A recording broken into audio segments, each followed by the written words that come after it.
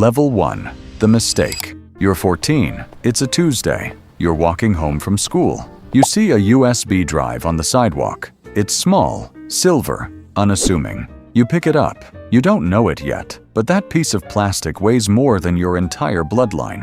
You hide it in your pocket. That night, curiosity wins. You plug it into your father's work computer. It's a foreign movie, South Korean. Dramas, cars, lights, food, things you've never seen. You watch for 10 minutes. Then you hear the front door. A knock. Not a police siren. Just 3 men in plain clothes. They don't yell. They don't need to. Your father turns pale. Your mother starts crying. They don't arrest you. They arrest the room. Computers seized. Drawers emptied. Photo albums taken. You're dragged outside. The neighbors watch. They don't wave. They look away. You're driven to a gray building downtown. No trial. No judge. Just a room with a single light bulb. Level 2.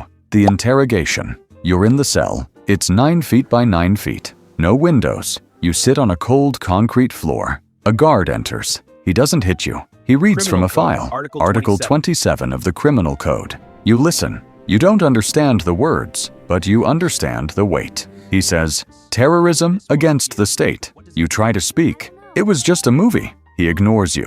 He pulls out a piece of paper. It's a family tree. Your name is at the bottom. Your parents' names are above. Your grandparents are at the top. He circles the entire page. The root is rotten, he says. We must cut the tree. You realize this isn't about you.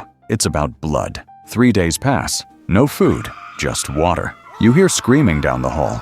You don't know if it's your father or a stranger. On the 4th day, you're dragged out. You see your mother in the hallway. She looks smaller. Her hair is messy. She doesn't look at you. She looks at the floor. A guard pushes you into a truck. It's dark inside. You smell sweat and fear. There are no seats, just metal flooring. The engine starts. You're leaving Pyongyang. You're leaving everything. Level 3. The train. You're 14. You're on a train, but not a passenger train.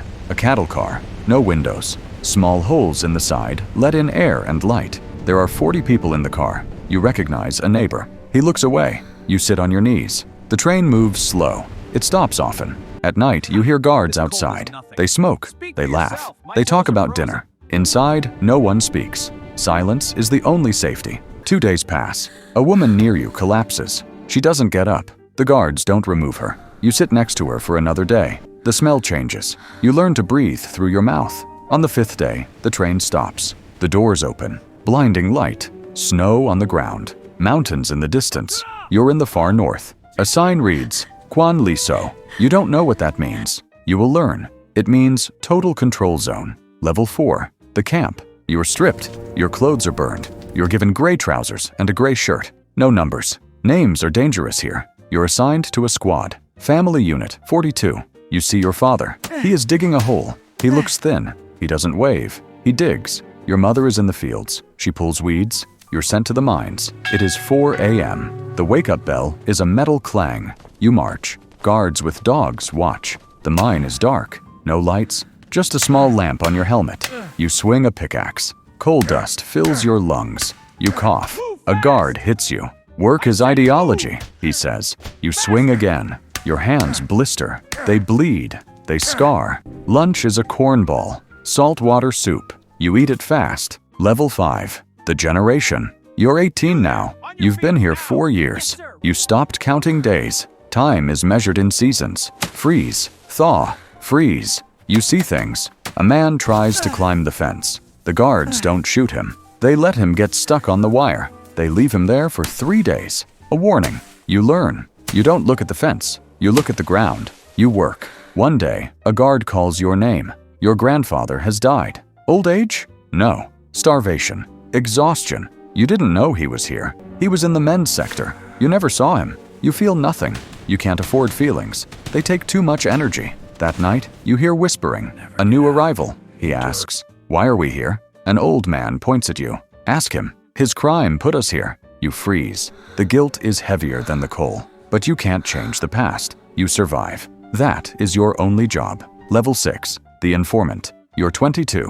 The guards trust you. You work hard. You don't talk back. One day, the camp doctor calls you in. He's a prisoner too, but higher rank. "We need eyes," he says. Report on Unit 7. They are hoarding corn. You hesitate. Unit 7 is your neighbor. His daughter shares her bread with you sometimes. If you report, they die. If you don't, you die. The system doesn't give choices. It gives orders. That night, you watch Unit 7. You see the father hide a potato in his boot. You write a note. You slip it under the guard door. Next morning, Unit 7 is gone. Their bunk is empty. No goodbye. No sounds. Just empty space. That afternoon, you get an extra ration of rice. It tastes like ash, but you eat it. You must eat. You're becoming the system. You're becoming what destroyed you. Level 7. The escape. You're 25. You have a plan. It's risky. The electric fence has a weakness. During the monsoon, the power flickers. You wait for the storm. Rain hits the mud.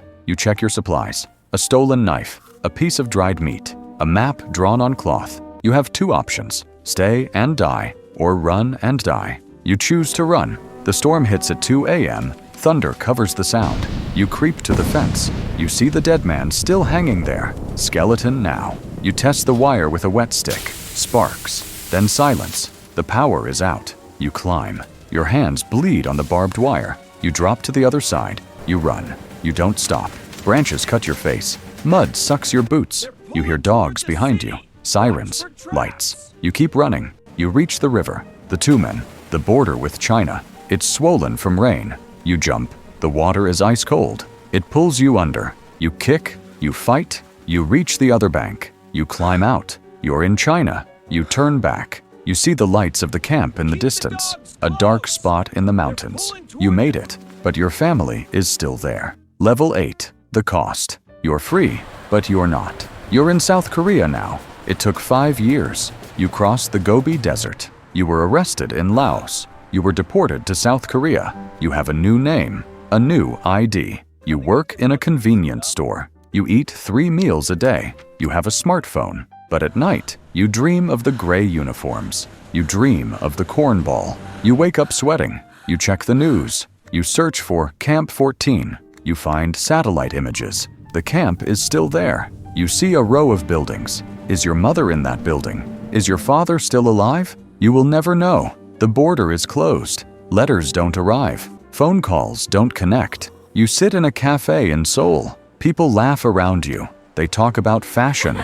They talk about dates. You stare at your coffee. You think of the potato you stole from Unit 7. You think of the 3 generations that paid for your mistake. You were 14. You watched a movie. The cost was everything. Level 9. The witness. You're 30. You are asked to speak. A human rights conference. Cameras. Microphones. You wear a suit. It feels like a costume. You step to the podium. You look at the crowd. They want hope. They want a hero. You give them the truth. I am not a hero, you say. I am a survivor. My grandparents died for my curiosity. My parents lived in hell for my mistake. The system does not punish crimes. It punishes blood. It punishes existence. You show a picture, a drawing you made, the fence, the dead man on the wire. The audience is silent. You look at the exit sign. Green light, bright. You think of the dark mine. You think of the cold train. You realize you escaped the camp, but the camp never left you. You end the speech. You walk off stage. You check your pocket. A USB drive. Your speech notes. You touch it. Just plastic. But for a second, you feel the weight of the first one. The one that started it all. You put it away. You walk into the Seoul crowd. You blend in. But inside, you're still in the gray uniform. You're still in the dark. You're always in the camp.